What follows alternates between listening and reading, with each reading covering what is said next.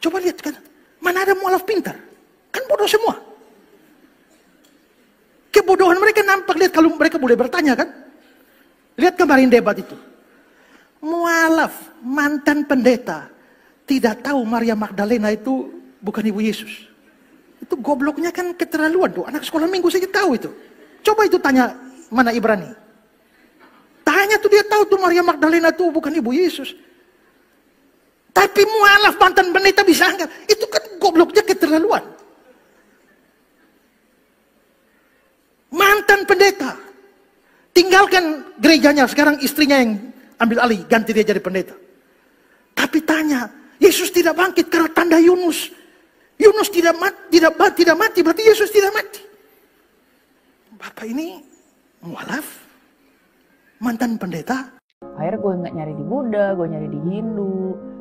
Ternyata belum kejawab juga. Jadi emang kayak jodoh-jodohan gitu loh. Terus sempat ke Hindu ya? Ya semuanya gue pelajarin, Konghucu, semuanya gue pelajarin. Akhirnya ada tante gue, yuk kita ikut pengajian ini yuk. Kita ada pengajian ini, ada pak ustadznya gitu. Yang gue juga nggak nyangka ternyata kejawabnya sama pemuka agama Islam.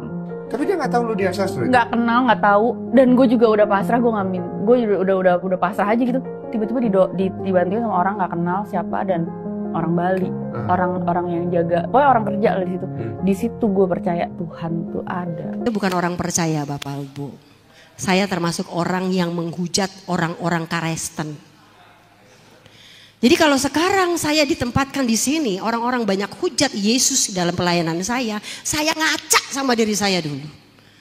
Saya dulunya nggak ke gereja, karena saya nggak rajin ke gereja, nggak rajin ke sekolah minggu, karena saya ke mushola. Sedari kecil Bapak Ibu saya ajarkan saya agama yang baik. Jadi ibu bapak saya orang Palembang. Bapak saya itu bisa dibilang ustadz waktu di Palembang. Kiai, bapak saya dipanggilnya Yai karena guru ngaji. Apa buktinya? Buktinya emak saya sebagai muridnya dikawinin sama dia. Itu buktinya karena dia cerita sama saya. Kalau nggak ceritakan, kalau nggak ada buktinya sebagai muridnya, murid pengajiannya, murid ngajinya dikawinin sama bapak saya. Nah singkat cerita Bapak Ibu Saudara, saya mengenal kekristenan itu tahun 2004, usia saya 27 tahun. Tapi flashback ke belakang bagaimana saya tidak mengenal Kristus. Yang saya bilang tadi, sedari kecil saya cuma punya satu tetangga saya orang Kristen, di depan kita panggil enci-enci dan haram hukumnya buat kita lewat rumah dia. Salaman sama orang Kristen juga haram Bapak Ibu. Ya. Apalagi tempel-tempelan, apalagi punya pacar orang Kristen, nauzubillah min dalik. Amit-amit jabang bayi. Amit-amit jabang bayi, amit-amit jabang bayi. Beneran, nggak mungkin saya jadi orang Kristen, kata saya. Assalamualaikum warahmatullahi wabarakatuh. Berjumpa lagi dengan Jadid HMC ya, channel yang mengedukasi dan menghibur. Kita tahu banyak sekali ya sekarang tokoh-tokoh public figure yang memutuskan menjadi mualaf. Ini membuat para Polikardus dan juga laskarnya itu kebingungan. Bagaimana untuk membendung supaya orang Kristen tidak mau mendengar ataupun belajar tentang Islam. Segala cara sudah mereka lakukan. Contohnya, mereka jelek-jelekkan Islam. Mereka katakan Islam itu agama teroris lah, agama penjahat lah, agama tukang siksa, bom, kawin cerai, dan sebagainya. Dan kalian bisa lihat, banyak sekali konten-konten dengan narasi, memfitnah, menghujat agama Islam. Bahkan, bisa dibilang ya, jumlah penghujat itu tumbuh seperti jamur di musim hujan. Banyak sekali bermunculan wajah-wajah baru, penghujat-penghujat baru. Padahal di satu sisi ya, kita lihat satu persatu penghujat ditangkap oleh pihak kepolisian. Tapi itu tidak menyurutkan niat mereka untuk menyerang, menghujat iman Islam. Kenapa bisa seperti itu? Karena para donaturnya pintar. Donaturnya melihat banyak orang susah, banyak orang nganggur dari kalangan mereka. Dari kalangan yang beragama seperti mereka. Sehingga ditawarkan, daripada lu cuma jadi supir serap, daripada lu pengangguran, yuk sini, belajar. Ya, belajar apa? Berapologet menurut mereka. Padahal isinya fitnahan belaka. Dikasih data PowerPoint. Yang isinya apa? Dari cepot, ya, dari para penghujat yang ada di luar gitu kan. Nah, mereka kan paling suka data PowerPoint. Nah, ini pelajari data PowerPoint, diajari, disuruh bacot-bacot. Apalagi mereka ini memang terkenal tukang jual bacotan. Rata-rata wak labu di dunia nyata. Kan begitu. Rata-rata tukang omon-omon. Jadi cocok dikasih pekerjaan seperti ini. Nah, kalian bisa lihat bermunculan lah polikardus-polikardus baru. Dan mereka saking bingungnya, segala cara mereka lakukan, termasuk membentuk tim khusus yang isinya para murtadin. Jadi murtadin-murtadin ini ditugaskan masuk ke kantong-kantong muslim untuk memelintir ayat-ayat Quran, untuk memelintir hadis, untuk katakan kepada mereka bahwa Isa lah Tuhan yang sesungguhnya, karena dia adalah yang terkemuka di dunia dan akhirat.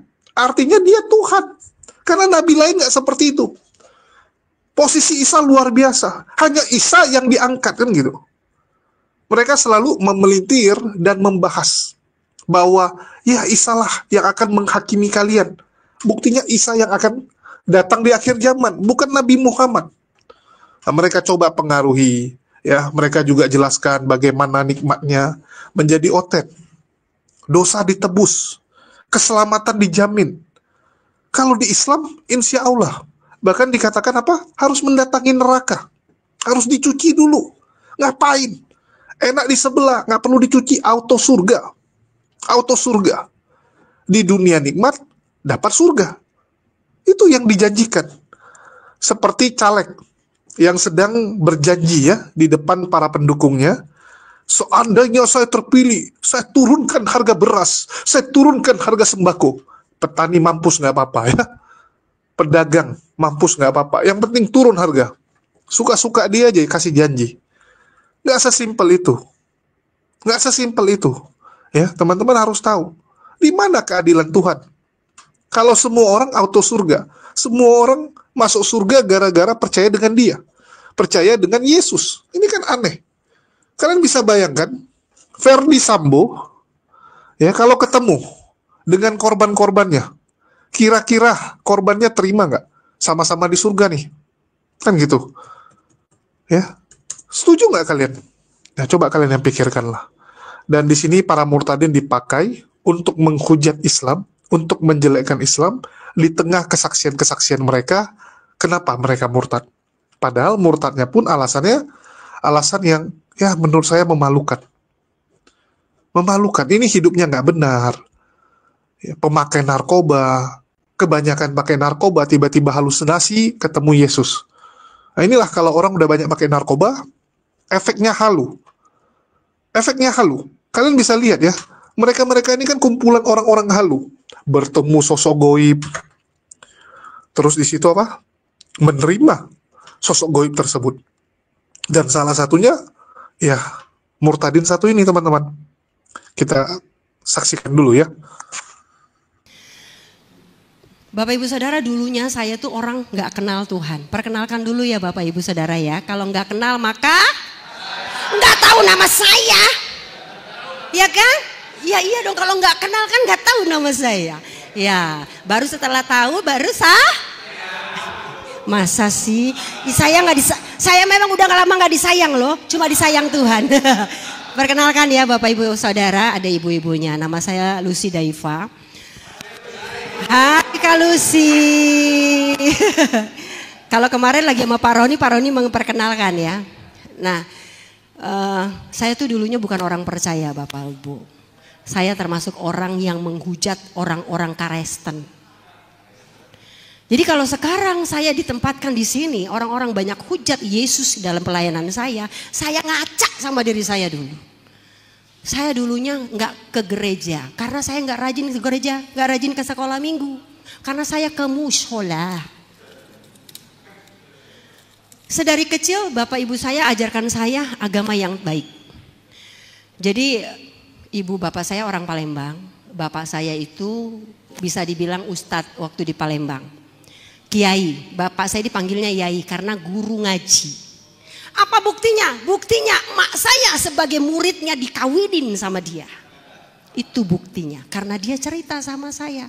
Kalau nggak ceritakan, kalau nggak ada buktinya sebagai muridnya, murid pengajiannya, murid ngajinya dikawinin sama bapak saya. Nah singkat cerita Bapak Ibu Saudara, saya mengenal kekristenan itu tahun 2004. Usia saya 27 tahun. Tapi flashback ke belakang bagaimana saya tidak mengenal Kristus. Yang saya bilang tadi, sedari kecil saya cuma punya satu tetangga saya orang Kristen. Di depan kita panggil enci-enci dan haram hukumnya buat kita lewat rumah dia. Salaman sama orang Kristen juga haram Bapak Ibu. Ya, apalagi tempel-tempelan. Apalagi punya pacar orang Kristen, nauzubillah min. Dali, amit-amit jabang bayi. Amit-amit jabang bayi, amit-amit jabang bayi. Beneran. Nggak mungkin saya jadi orang Kristen, kata saya. Tapi kata Tuhan Yesus dalam Yohanes 15 ayat 16, bukan lulus yang milih gue, enak aja lu. Gue yang pilih lu, itu dalam bahasa gaul. Bener gak? Jadi saya mau lari ke lubang semut sekalipun yang paling kecil lubang semut kan. Jadi tomot sama dia. Kebetulan selama 27 tahun hidup saya sengsara Bapak Ibu. Saya tinggal dalam dunia di garis batas kemiskinan. Saya orang Priuk Bapak Ibu. Jadi saya lahir di Palembang, 6 bulan dibawa emak bapak saya dengan 2 kakak saya ke Jakarta, katanya mah hijrah, ya kan. Berusaha untuk cari hidup tenang, ternyata tidak tenang Bapak Ibu. Punya anak mulu per 2 tahun, per 3 tahun, akhirnya saya jadi sasaran. Singkat cerita saya tumbuh dalam keluarga yang broken home dan sayanya broken heart. Nah, begitu sayangnya Tuhan sama saya dari dulu cita-citanya pengen jadi artis. Akhirnya ternyata Tuhan tuh kabulkan. 2000 tahun 96 saya udah mulai jadi penyanyi orkes dorong Bapak Ibu. Terus jadi penyanyi Ancol, jadi penyanyi Dufan. Belum puas sampai di situ, Tuhan tuh udah baik sama saya. Sekarang saya tahu Tuhan baik. Dulu kan nggak tahu. Yang tahunya tuh dari Fortuna. Tahun 2000 saya sudah mulai main sinetron Bapak Ibu. Walaupun cuma enggak figuran. Figuran itu tahun 96. Selebihnya saya punya peran. Tahun 2003 mulai debut rilis album saya, judulnya Tua-tua Keladi versi dangdut. Tahun 2004 mulai rilis. Dan di sana ada beberapa album saya, Tua-tua Keladi, Bojoloro, Digilir Cinta, apalagi ya pokoknya waktu zaman itulah ya, dangdut lagi happening gitu ya. Ada model gaya kan, gaya ngebor, gaya-gaya apa gitu ya. Singkat cerita Bapak Ibu, saya itu hidup dalam 1 kemiskinan, 2 ketidakbahagiaan, 3 penyiksaan, 4 pelecehan. Sewaktu kecil saya menjadi korban pelecehan seksual Bapak Ibu. Di Priuk itu kemiskinan, tidak ada edukasi. Jadi waktu saya merasa saya dilecehkan, saya rasa itu bukan pelecehan, dianggap bermain-main. Hingga pada saat saya kelas 6 SD saya merasa ini udah gak benar. Saya sudah mulai lari-lari ke kolong tempat tidur, lari-lari ke kolong meja karena rasa takut. Udah mulai gede. Tapi apa daya hidup saya merasa saya ini udah gak punya artinya. Perempuan udah gak punya mahkota, udah gak punya artinya. Tapi terus saya jalin tahun 2003 akhirnya saya jadi artis. Tahun 2004 mulai berkecimpung dengan banyaknya artis. Yang ada bukan tambah happy, orang lihat happy. Kenapa? Saya tadinya rumah saya reot, akhirnya dengan saya jadi artis saya bisa naikkan derajat keluarga saya. Yang tadinya makan sungkan hidup gak mau, sekolah aja pas-pasan. Puji Tuhan, alhamdulillah pada saat itu Tuhan pakai saya untuk naikkan derajat keluarga saya. Walaupun saya punya ribuan alasan untuk tinggalkan keluarga saya. Tapi saya nggak lakukan itu. 2004, saya adalah tahun kesuksesan saya. Karena setiap hari saya nongol di TV Bapak Ibu. Acara Digoda, Dangdut Asik dan lain sebagainya. Infotainment tiap hari, singkat cerita ada produser dari Jerman mau kontrak Inul. Nggak dapat Inul, dapatnya si Lucy. Nah karena saya mau go internasional Jerman, emak saya bilang nggak boleh. Nah ternyata nih brokernya itu ada udang di balik bakwan Bapak Ibu. Dia pengen nama saya, broker ya bukan produser, broker. Singkat cerita si broker ini rayu-rayu ibu saya, ya udah saya satu bulan kenal dan akhirnya kita kawin. Jadi kawinnya karena asal-asalan. Saya cuma mikir gini, makanya nggak heran ya kalau suka bilang gini, artis mah tukang kawin cerai. Ada yang bilang gitu gak? Anda benar. Benar. Artis tukang kawin cerai. Iya, karena saya berpikir gini, ya udah kawin aja. Nanti kalau nggak cocok di Jerman kita cerai. Saya cari bule yang dapat Pak Le. Lah dia kan orang Jawa, dapat Pak Le. Nah singkat cerita 10 Oktober saya menikah. Yang ada saya nikah bukannya asik lagi ke Jerman, kongsi berantakan semua. Hebat gak tuh? Hebat gak tuh? Harusnya saya ke Jerman, yang ada nggak jadi Bapak Ibu. Udah dikawinin. Kecemplung gak saya? Udah 27 tahun hidup saya berantakan, udah berkali-kali OD. Siapa yang pernah OD? Saya OD berkali-kali, kenapa nggak mati-mati? Sekarang saya baru tahu, karena Tuhan persiapkan saya ada di sini. Amin. Apalagi kalau udah mulai main ke kampus tuh yang di Mangga Besar, tahu kampus Mangga Besar? Kampus 1 tutup, kampus 2 kebakaran sekarang kampus 2. Ya, kampus 1 tutup. Nah, waktu saya di kampus itu ya, kalau saya nyanyi di lantai 2, lantai 3 saya nyanyi. Sebelum nyanyi ngesut dulu kita, ini kita belak-belakan ya. Kita telanjangin pekerjaan iblis. Sebenarnya untuk apa? Saya cuma mencari kebahagiaan. Jadi ke narkoboy, ke seks bebas. Udah ngerasa hidup saya udah gak ada artinya. Yang penting pulang bawa duit kata emak gue. Jadi saya tuh hidup udah kayak robot Bapak Ibu. Udah kayak sapi perahan. Nah ini dahsyatnya Tuhan. Saya persingkat. Akhirnya karena kawin asal-asalan, si suami yang sayanya berantakan karena nggak jadi ke luar negeri, kongsi pecah, produser memutuskan hubungan dan lain sebagainya. Si suami yang gua apa dia ngawinin gua kagak tahu dah ya. Gua apa dia tuh yang ngawinin, ya kan? Sama-sama punya niat yang jelek. Dia sakit Bapak Ibu, kena santet, kena teluh dan ilmu-ilmu hitam lainnya. 1,5 bulan saya nemenin dia. Kok saya nggak punya ya hati tega ya, saya kesel loh sama diri saya. Padahal saya udah dibohongin, dia sakit tendang aja, harusnya gitu dong. Saya nggak lakukan itu. Masih punya kemanusiaan yang besar. Saya pikir temenin dia dulu, udah sembuh gue ceraiin. Saya udah bawa ke rumah sakit manapun Siloam semua bersih. Udah bawa ke ustadz, guru, ngaji, saya, kiai, haji semua. Nggak ada yang bisa. Sampai ke gunung gede paling terakhir. Sampai si abah itu bilang, ini mah yang bisa ngalahin ilmunya harus lebih tinggi. Cuma 1 ya Lucy katanya. Kalau nggak dia yang mati, lu yang mati. Bukan saya ya, si suami yang mati. Jadi ternyata benar yang dikirim mati, yang si suami mau mati. Ada satu malam dia udah mau mati, pokoknya udah nyerah nih saya. Kebetulan dulu saya siksen, jadi kalau ada kiriman-kiriman saya tahu. Pokoknya saya nyerah nih Bapak Ibu ya. Udah pakai mukena doain dia nggak sembuh-sembuh. Akhirnya si bapak mertua saya bilang gini, Lucy bawa ke Bali kita doakan. Flashback. Bapak ibu mertua saya dulunya orang muslim, punya pesantren ibunya, tapi terima Yesus, nggak peduli saya, nggak kenal. Si suami dulunya Islam, suka ajan dan lain sebagainya, terus terima Yesus di Jerman, tiba-tiba kawin nama saya agamanya Islam, gua kagak mau dibohongin, gua Islamin lagi dong, mualafin lagi. Akhirnya balik lagi ke tadi, dia kena santet ya. Waktu dia kena santet saya udah nyerah, ya udah bawa dia ke Bali, kita ke Bali, didoain. Nah ini dia Bapak Ibu. Waktu didoakan, saya doa dengan cara saya dong. Mertua saya bilang gini, Lucy, kamu doa dengan cara kamu. Saya doa dengan cara saya. Semua ayat saya baca. A'udzubillahi minasyaitonirrajim. Bismillahirrahmanirrahim. Lalu ada ayat yang saya baca. Allahu la ilaha illallah hayyul qayyum la ta'khudhuhu sinatun wa la naum lahu ma fis. Belum selesai. Saya nggak ada di situ. Saya udah kirim gambar ya teman-teman. Tahu Bapak Ibu? Waktu saya baca ayat kursi di pertengahan ini bukan. Yang ijo-ijo. Ini dia Bapak Ibu. Waktu saya baca ayat kursi pertengahan dan belum selesai, tiba-tiba ting badan saya ada saya nggak ngerti itu badan saya atau gimana, pokoknya saya ada di sini. Ini namanya taman surga Bapak Ibu. Dan saya baru dapatin ini 4 hari yang lalu di Google. Saya bilang gini, saya pengen cari gambaran di mana waktu saya dibawa Tuhan ke taman surga. Saya ketik taman surga penuh dengan pepohonan, dapatnya ini Bapak Ibu. Lihat, cantik ya, luar biasa.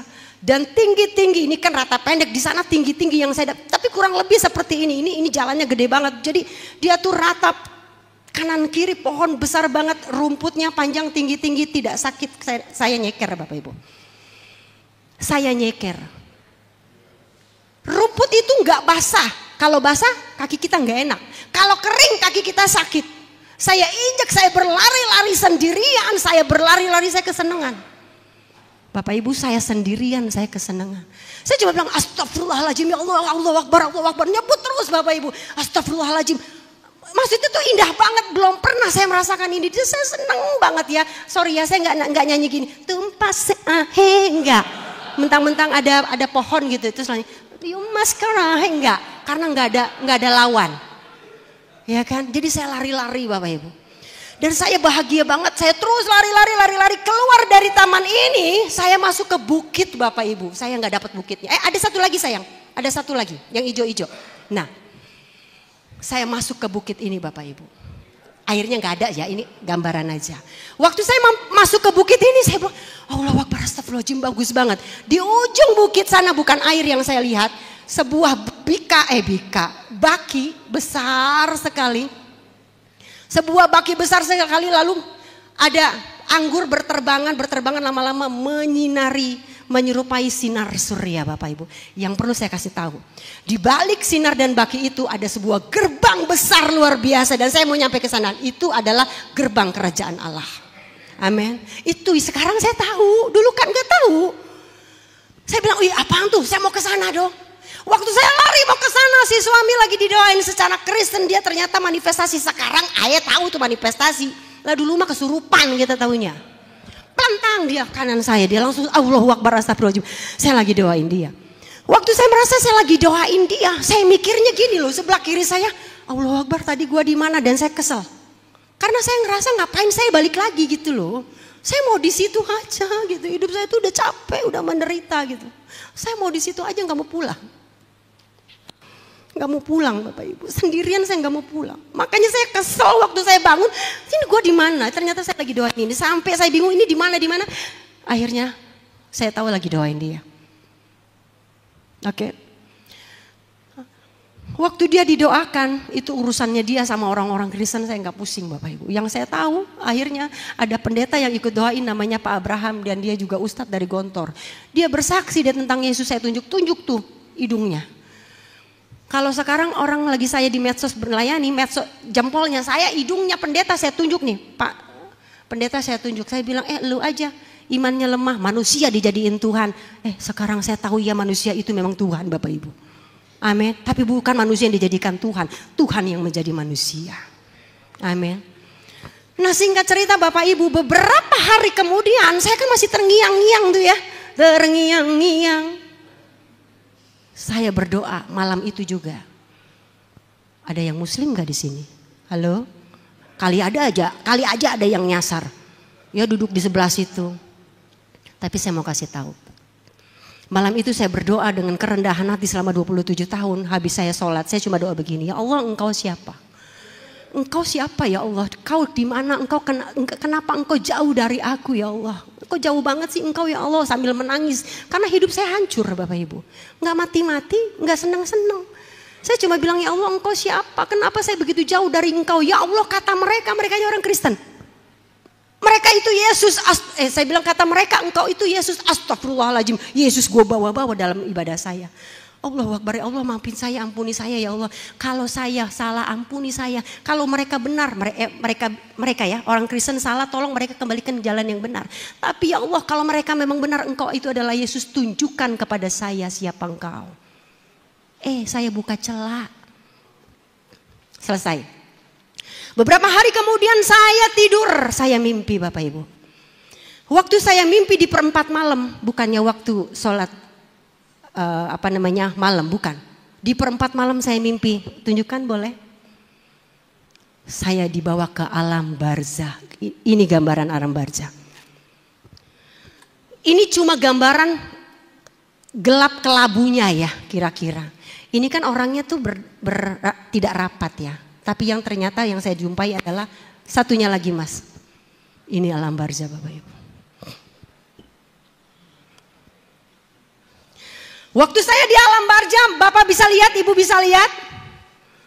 Ada selaga kanan kiri, depan belakang, samping kanan, samping kiri ada selaga. Enggak ada, takut semua orang berteriak. Ya Tuhan, ya Allah, aku mau pulang. Semua berteriak termasuk saya. Nangis saya, banyak orang loh padahal. Sendirian di taman surga kagak mau pulang. Begitu banyak orang saya ketakutan, saya menangis, ya Tuhan tolong saya, Tuhan tolong. Saya takut Tuhan, semua orang berteriak, miliaran orang di sana berteriak, Tuhan tolong, apa yang terjadi?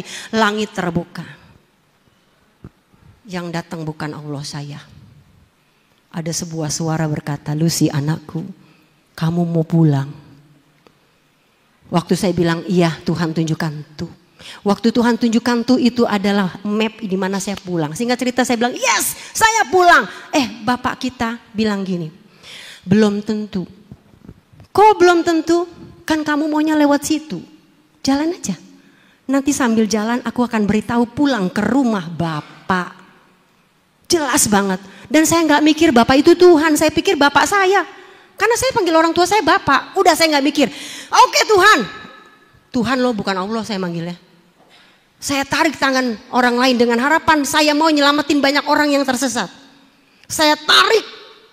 Di belakang saya akhirnya banyak yang keluar. Saya terbangun langsung ngambil wudhu. Saya ketakutan meriang-meriang disko. Sholat Bapak Ibu. Karena takut. Terus sampai berganti asar Bapak Ibu ketakutan itu. Waktu asar saya sholat. Sebelum kanan dan kiri ada suara yang sama. Makanya saya bilang kenapa Yesus? Disinilah Yesus bilang. Suara itu bilang apa? Lucy anakku, kalau kau mau mengenal aku, bacalah aku. Saya langsung buru-buru selesain cari suara itu. Singkat cerita saya cari-cari gak ketemu. Bolak-balik suara itu. Lucy anakku, kalau kau mau mengenal aku, bacalah aku. Lucy anakku lagi nyapu, lagi masak, lagi beresin tempat tidur. Singkat cerita beberapa hari kemudian di hari Kamis saya ingat ya. Saya di tempat tidur lagi selonjoran. Tahun 2004 kagak ada HP keren ya. Boro-boro kita bisa buka-buka internet. HP kita paling keren apa? Nokia. Ama Ericsson. Saya punya Nokia ya. Nah, waktu saya selonjoran mau baca buku majalah. Kan dulu mau bacanya buku majalah karena saya doyan baca. Ada majalah saya baca. Nah, ada suara lagi. Lucy anakku kalau kau mau mengenal aku bacalah aku. Nah saya udah mulai kesel nih Bapak Ibu. Ini suara kagak diem-diem, dua kesel banget dah. Biasanya kalau kuntilanak ngomong saya ajak ngomong selesai. Gundurwo ngomong saya ajak ngomong selesai. Bingung kan lu? Beneran. Setan yang pertama kali saya bisa ajak ngomong gundurwo Bapak Ibu. Tuyul, kuntilanak udah biasa. Makhluk di tempat ini siapa? Saya udah biasa Bapak Ibu. Jadi saya bingung ini siapa nih si suara? Saya bilang kalau lu setan pergi nggak pergi berarti bukan setan. Tapi suaranya lembut lalu dia bilang kalau kau mau mengenal aku bacalah aku. Mulai saya layanin saya bilang apaan sih emang gue baca apa? Dia bilang tuhnya di bawah kaki saya Alkitab. Kok bisa ada Alkitab? Suami saya bilang gini udah disembuhin kan. Jadi dia proses sendiri. Dia bilang sorry ya Lus aku balik ke agama aku. Bodoh amat gue mau ceraiin. Ya kan? Lu sembuh cepetan deh gue mau ceraiin. Itu kata saya. Tuh saya baca. Langsung baca gak? Ya gak mungkin dah. Udah saya tahu itu haram. Allahu Akbar, astagfirullahaladzim, astagfirullahaladzim. Saya baca bolak-balik tuh. Ini apa namanya baca lafaz-lafaz saya baca bolak-balik. Kayak takut. Tapi suara itu gak berhenti dan akhirnya saya buka. Waktu saya buka akhirnya saya cuma bilang gini Bapak Ibu doa saya. Ya Allah jangan marah ya astagfirullahaladzim subhanallah ya Allah jangan marah ya saya baca kitabnya orang Kristen ya Allah jangan marah ya Allah ya anggap aja saya baca novel. Jadi saya minta Allah saya anggap saya baca novel tuh Alkitab gitu. Udah saya buka belum selesai habis saya buka ternyata apa Bapak Ibu suara tulutnya kecil-kecil. Nah singkat aja Bapak Ibu singkat cerita saya mau baca saya bingung baca apa ya sampai di sini kesaksian saya bilang gue baca apaan? Suara bilang, bacalah tentang aku. Terus gue bilang, maaf ya saya bilangnya gue beneran. Emang lu siapa? Karena di kanan saya. Makanya saya bilang tahu itu Yesus. Suara berkata, Yesus. Baru saya tahu yang datengin saya bukan Allah saya, Yesus. Waktu dia bilang Yesus, oh oke. Saya cari Yesus. Dan pergumulan itu berlanjut sampai akhirnya Bapak Ibu 2004 saya nyerah. Oke lah ikut Yesus. Tapi cuma cari panjang banget 2004 sampai tahun 2021 baru saya ngomong Bapak Ibu. Lucy Daiva ini salah satu murtadin yang benar-benar ya jadi perhatian saya karena dia sering sekali melakukan penginjilan di daerah Jakarta dan wilayah Banten. Terutama wilayah Banten teman-teman. Saya mendapati laporan-laporan dia sering masuk ke daerah-daerah, ke pemukiman-pemukiman muslim yang ada di wilayah Banten. Karena dia tahu wilayah Banten ini adalah wilayah yang sangat Islam sekali gitu. Jadi kalau bisa dirubuhkan, kalau bisa diambil, bisa dikristenkan, itu jadi kemenangan besar.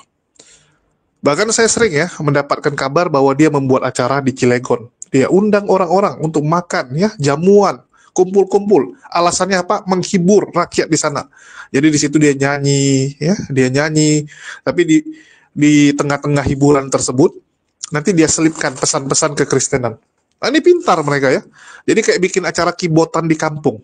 Kibotan di kampung tapi diselingi penginjilan. Orang tahu bahwa dia bisa nyanyi, orang tahu bahwa dia artis gitu kan, karena label yang dijual adalah artis datang gitu. Nah, di situ dia melakukan penginjilan, ya, walaupun tidak to the point, tapi pelan-pelan dia kasih tahu, ibu, ya juru selamatnya siapa? Ya diri kita sendiri, perbuatan kita, aduh nggak canggih, nggak keren. Yang mantap Kristen, ada juru selamatnya. Dipastikan masuk surga, dijamin masuk surga. Di Islam ada nggak yang seperti itu? Jadi dia main santai teman-teman. Main cantik kalau kita bilang. Dan ini mengerikan. Yang seperti ini, yang kita harus waspada dan hati-hati. Penginjilan terselubung. Dan itu banyak. Banyak sekali terjadi. Bantuan bansos. Bantuan turun ke masyarakat. Ya, tempat bencana. Coba kalian lihat. Kalau ada bencana alam, ada kejadian-kejadian, paling cepat siapa? Udah duluan dirikan tenda mereka, tetapi niatnya bukan hanya membantu. Ya, bukan hanya membantu, bukan sekedar membantu, tapi ikutan. Ya, menginjili, mendoakan orang dengan cara agamanya. Orang yang didoakan Islam, tapi didoakan secara Kristen, ini kan aneh. Kalian lihat pendeta-pendeta, kalau doa mereka selalu tumpang tangan di atas kepala orang, entah kenapa gitu, suka sekali pegang kepala orang ya. Saya bingung, kenapa nggak bisa doakan jarak jauh gitu, selalu tumpang tangan di atas kepala orang, kalau nggak di dada orang. Saya nggak tahu ya, apakah itu memang termasuk dari sugesti, karena kita tahu, ilmu-ilmu hipnotis ini kan banyak cara. Salah satunya ya pegang kepala orang, untuk menghipnotis orang, agar masuk sugesti kamu. Dan terbukti, banyak yang sudah kemasukan ya, kemasukan sugesti tersebut, akhirnya dia menjadi pribadi yang berbeda, akhirnya tiba-tiba dia seperti, ya mohon maaf ya, kepenuhan. Kalau mereka bilang, kalau kita bilangnya kerasukan teman-teman, seperti orang kerasukan setan, tiba-tiba, wah iya kita harus terima ini sebagai juru selamat dan sebagainya.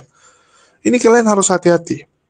Itulah kenapa Allah berikan kita akal, untuk menyaring, membedakan, mana yang benaran dari Tuhan, atau dari setan. Karena setan bisa menyamar menjadi malaikat terang. Setan bisa membuat Anda nyaman, Anda merasa, oh ini benar nih. Padahal itu kesesatan. Cara setan seperti itu. Dia akan membuat Anda terlena.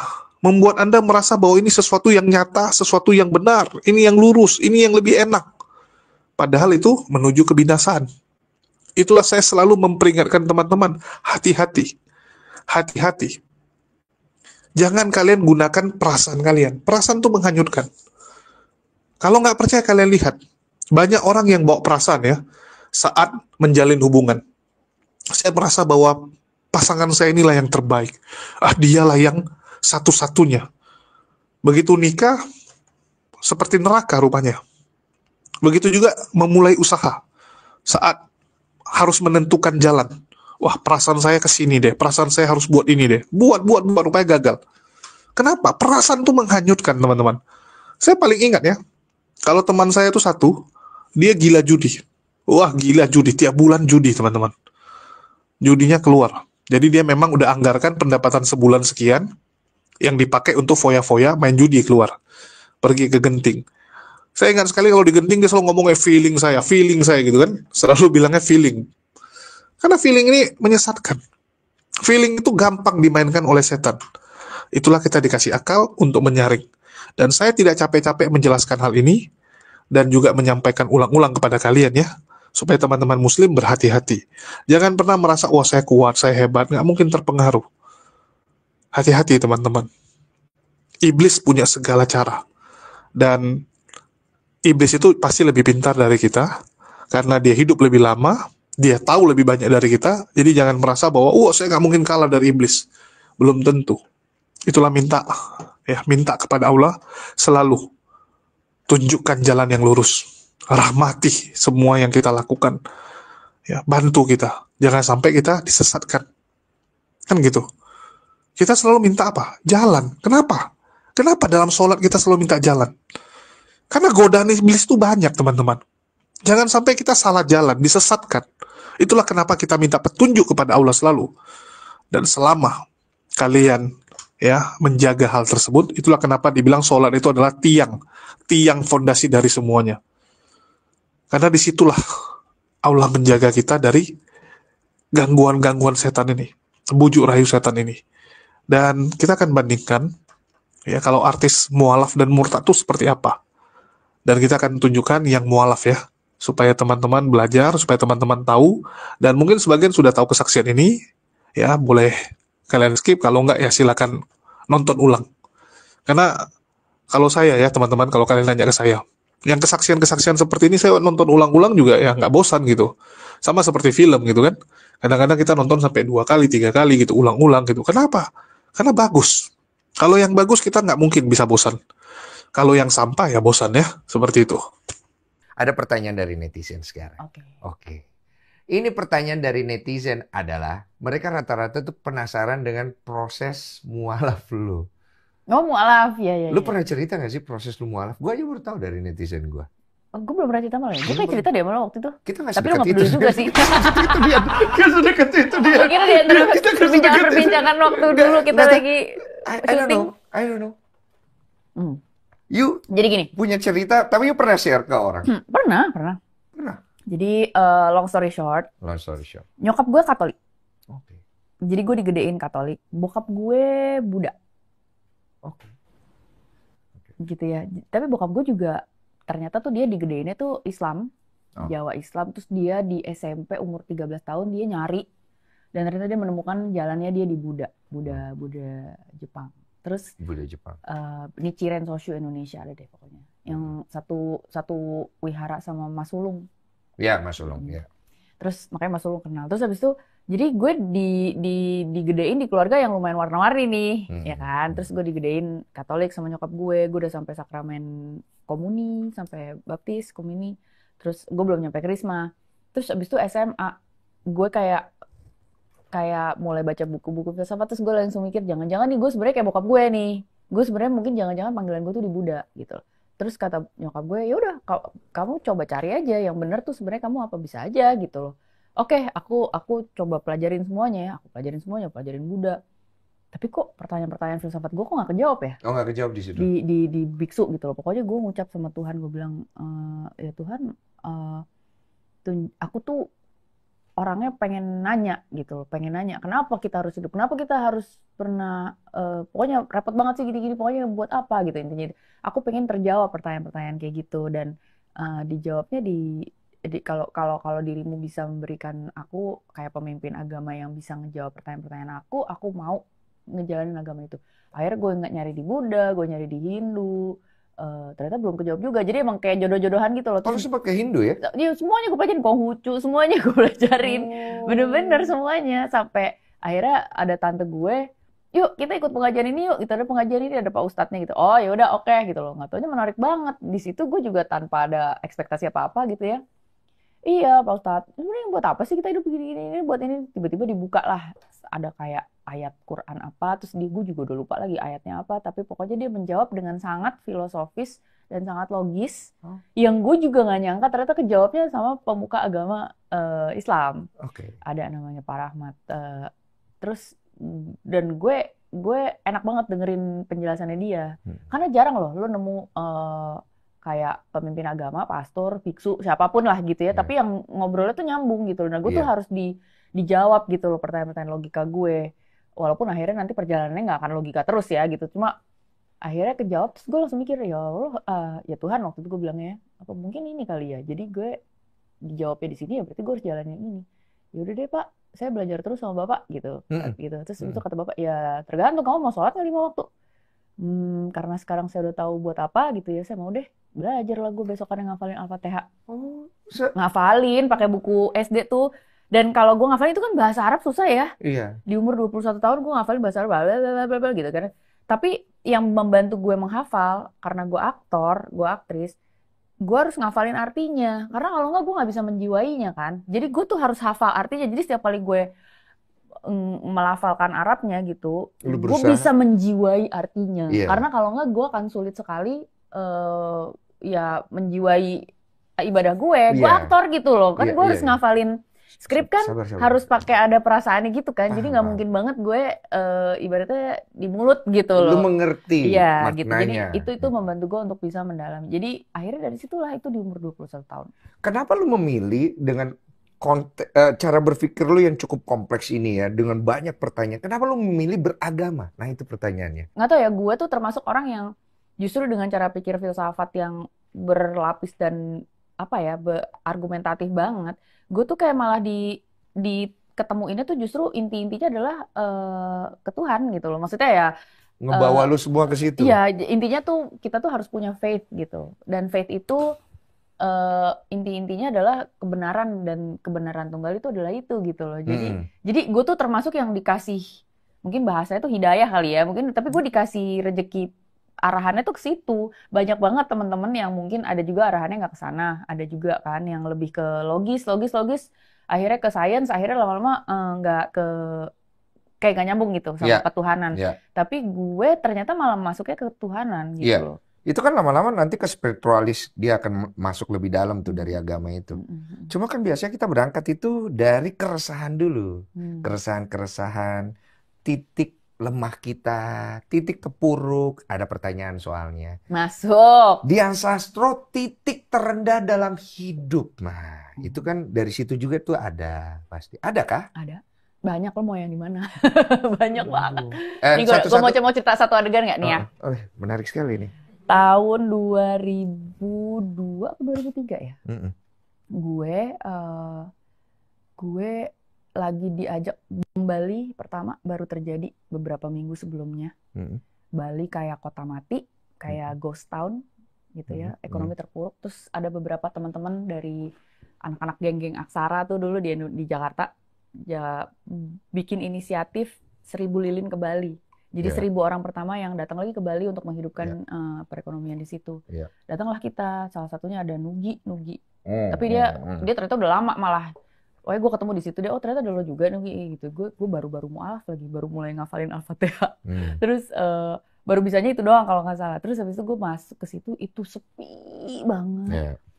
Terus ada sebuah kegiatannya tuh, kita lihat situs pemboman. Baunya masih. Masih baunya. Masih bau gosong campur bau amis anyir itulah ya gitu. Suasananya nggak enak banget gitu loh. Dan itu kan lo tahu Kute itu kan, jalan itu kan, jalan Legian itu kan. Itu kan yang ini kan pantai nih. Ini kan lo gini, terus habis itu belok kiri, terus ini nih pedis sama itu kan. Bomnya gitu kan. Gue ngeliat kawahnya tuh 1 meter 2 meter ke bawah. Yang di bawahnya mobil itu. Waduh, gue di situ nggak tahu ya, mungkin karena gue di situ sensitif banget ternyata, Bo. Itu gue nginep di Hotel Hard Rock. Itu Hotel Hard Rock kan yang ada musik terus, ya happening. Bo, di situ rasanya bener-bener mati, bener-bener serem banget. Dan gue tidur di situ sama temen gue, Mbak Raya Makarim. Dia tidur enak mangap-mangap, gue buset dia nggak bisa tidur. Apa kepikiran? Itu kan cuma gue doang sama Mbak Raya di kamar ya. Ini gue jadi uka-uka lagi nih. Tapi itu rasanya rame banget satu kamar. Serius? Terus gue baru bisanya doa Al-Fatihah kan. Terus gue berdoa lah gue, Bo, tengah malam. Ini lagi sedih loh. Bismillahirrahmanirrahim. Ini titik terendah dalam hidup loh. Gue rasanya kayak mau mati, men, gitu loh. Dan gue baru bismillahirrahmanirrahim. Gue gak bisa lihat, untungnya gue bukan orang yang gifted. Gue gak bisa lihat. Tapi gue di situ ngerasa sensitif. Rasanya rame banget, kayak makin deket, bro. Gue yang kayak, ya ampun Tuhan. Ya gue udah gak tahu lagi, gue udah cuma bisa doa aja. Gue cuma bisa doa lebih aja. ke takut ya? Kayak lagi disamperin sama banyak banget orang sekampung. Buluk-buluk ya ampun, besokannya kita ada acara melarung sama pedanda-pedanda Bali. Pantai? Untuk melarung ke pantai.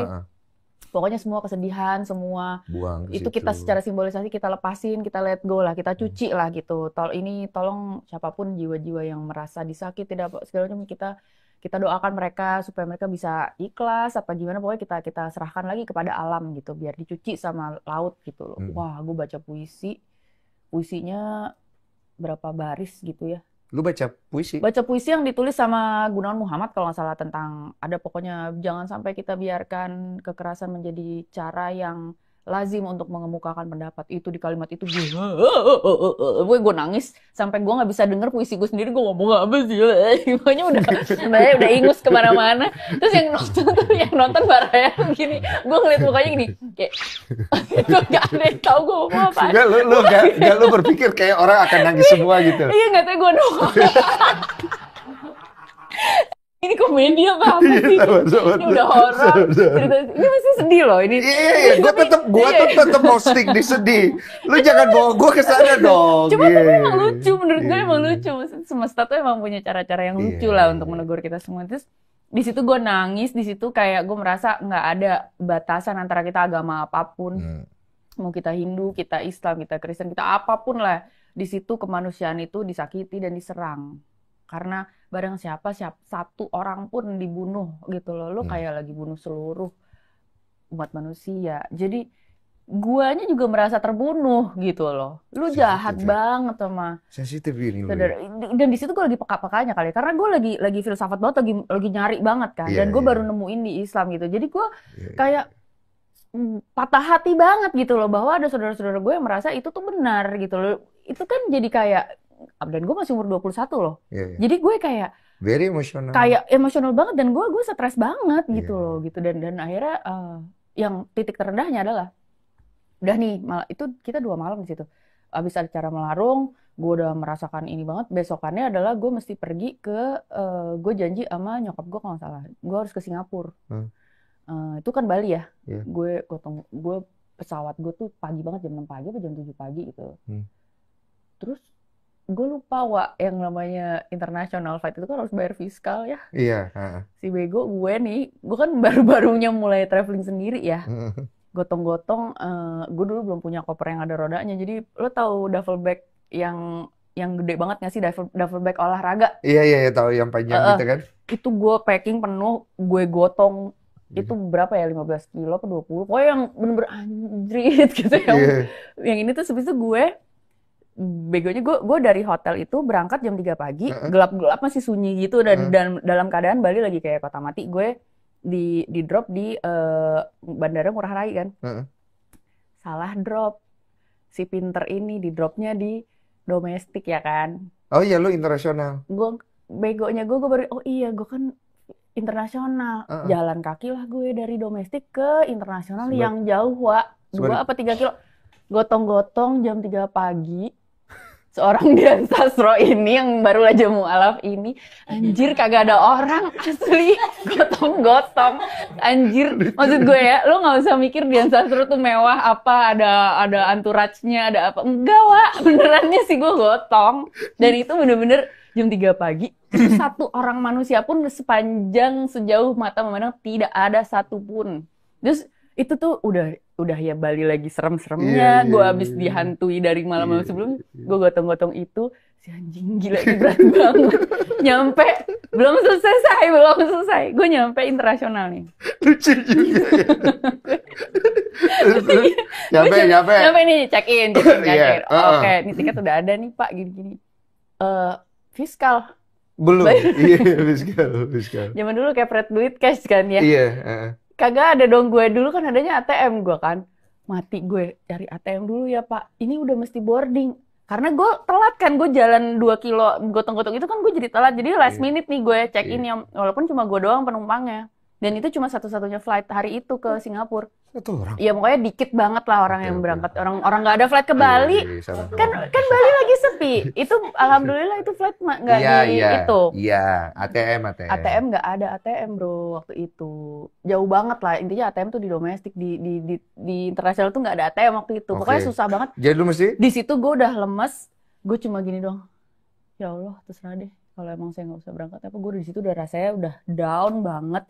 Rasanya hidup tuh mau runtuh, udah gue bego banget, udah gotong-gotong berapa kilo, udah nggak ada orang di situ, sendirian, rasanya sendirian. Itu gue bener-bener terserah deh, ya udah pasrah sepasrah-pasrah, cuma doa aja. Tiba-tiba si bapak-bapak yang jaga Angkasa Pura Bali itulah, gue nggak tahu pak siapa gitu, orang Bali, tiba-tiba sini mbak, sini saya bayarin aja fiskalnya. Dibayarin, gue nggak kenal. Tapi dia nggak tahu lu Dian Sastro itu. Nggak kenal, nggak tahu, dan gue juga udah pasrah, gue ngamin, gue udah pasrah aja gitu. Tiba-tiba dibantuin sama orang nggak kenal siapa, dan orang Bali, orang yang jaga, pokoknya orang kerja lah di situ. Di situ gue percaya Tuhan tuh ada, Bo. Lu kalau doa, lu dijawab, tergantung seberapa pasrahnya lu doa. Tapi saat lu melewati proses, harus pasrah mau mati dulu baru iya, lo bisa. gue tambahin dikit, gue tambahin dikit. Ibaratnya nih ya, kalau Iya. kita yang muslim kalau lagi umroh ada niatan mau cium hajar aswad, itu kan harus melalui perjuangan dulu. Iya. Perjuangannya tuh tengah-tengah tuh lu sampai udah ya udah deh nggak jadi deh ya Allah gitu. Deh saya mati aja deh, soalnya sempat kegencet-gencet yang udah bisa mati nih gitu, bisa nih gitu, ya udahlah pasrah aja. Giliran lo pasrah tiba-tiba jerek lo dikasih gitu. Ini ada filsafat lahir langsung. Kamu akan menemukan keikhlasan ketika titik pasrah itu sudah bertemu dengan kerja keras. Aduh, amin. Boleh ya? Ya keren ya teman-teman ya. Kalau kesaksian Dian Sastro ini saya nggak bosan-bosan. Dan semoga ya kalian juga merasakan yang sama. Dan sekali lagi kita belajar, sama-sama belajar. Kenapa kita kadang-kadang harus nonton yang seperti ini, harus nonton ulang juga gitu kan? Karena dengan nonton seperti ini menguatkan iman kita. Ini seperti makanan rohani kalau orang-orang bilang. Dengan kita menonton seperti ini, kita disegarkan, kita dikuatkan. Agar kita bisa menghadapi nih, cobaan-cobaan, gangguan-gangguan setan. Kita lihat bagaimana ngerinya mereka, teman-teman. Selalu mencoba dengan segala cara. Bahkan ya, itu kalau mereka sedang penginjilan, biasanya di belakang ada tim pendoa. Jadi di belakang tuh mereka berdoa ya kepada yang mereka sembah itu, agar apa yang mereka lakukan sukses. Jadi kemarin saya ketemu dengan salah satu tim sebelah, ya tim penginjilan. Saya bingung tuh di belakangnya kok nggak ikutan gitu kan. Jadi yang ini jumpai targetnya yang muslim, ya yang muslim nih diajak diskusi. Saya duduk di sebelah mejanya. Ya saya duduk di meja sebelah, saya liatin gitu kan. Pertama saya bingung nih ngapain. Oh rupanya mereka lagi penginjilan. Oh saya lihat keren gitu kan. Cuman karena mereka rame teman-teman, saya mau rekam nggak berani. Ya jadi di satu kafe kemarin. Saya mau rekam sebenarnya, cuman nggak berani karena yang satu liatin saya terus gitu. Ada yang satu liatin saya terus, tim mereka. Karena mungkin mereka lihat saya antusias. Ya, begitu saya dengar nama Yesus, saya langsung liatin gitu kan. Karena saya liatin terus, yang temannya tuh liatin. Ini kenapa sih kawan ini gitu kan. Tapi karena mungkin kayak saya Chinese, ya mereka berpikir bahwa oh mungkin Buddha gitu kan, atau mungkin Kristen juga. Jadi penasaran, liatin gitu. Jadi mereka juga nggak negur saya, nggak labrak saya gitu. Ya saya liatin aja gitu karena mejanya dekat. Terus di belakang meja mereka ada lagi tim mereka. Ya ada lagi tim mereka. Saya tahu itu tim mereka karena yang misionaris yang ngomong sama muslim ini ada beberapa kali ke meja sana gitu untuk ngobrol bentar gitu ya ke meja belakangnya. Jadi di belakang mejanya lagi baca mantra teman-teman. Kalau saya bilang baca mantra ya. Mereka lagi doa. Mereka lagi doa terus mereka berbahasa roh gitu kan. Dan saya teringat bahwa yang seperti itu memang dilakukan supaya apa? Untuk membackup. Kalau dalam mereka itu mereka bilang supaya kuasa gelap yang coba menggagalkan misi mereka itu bisa ditengking. Ya, jadi tim depannya maju untuk penginjilan, yang belakang tim pendoanya membentengi kalau mereka bilang. Padahal kalau menurut kita ya, sekali lagi ini sudut pandang Islam, ini lagi baca mantra, lagi mengundang kuasa-kuasa gelap. Karena mereka butuh kuasa-kuasa seperti itu. Itu sudut pandang aja ya, berbeda. Jadi tolong hargai. Dan sekali lagi, ya itulah yang terjadi teman-teman. Jadi hati-hati. Hati-hati. Jadi jangan kita pikir, wah kita lawan, kita sanggup. Di belakang mereka tuh ngeri. Doa-doanya, mantra-mantranya, dan sebagainya. Hati-hati. Ya, harus percaya yang gituan teman-teman. Kita harus percaya yang goib kan. Kita harus beriman dengan yang goib. Dan itulah yang mereka lakukan. Hati-hati. Ya, ini sekedar sharing. Semoga dengan menonton kesaksian-kesaksian mualaf yang keren-keren seperti ini, itu bisa menyegarkan iman kita, menguatkan kita dalam menghadapi mereka-mereka ini. Sekian dari saya, makasih buat teman-teman semua yang sudah nyimak dan mendukung channel ini, dan bagi teman-teman yang tergerak untuk mendukung, jangan lupa juga dibantu share, agar channel ini bisa cepat besar, agar channel ini bisa lebih memberikan dampak.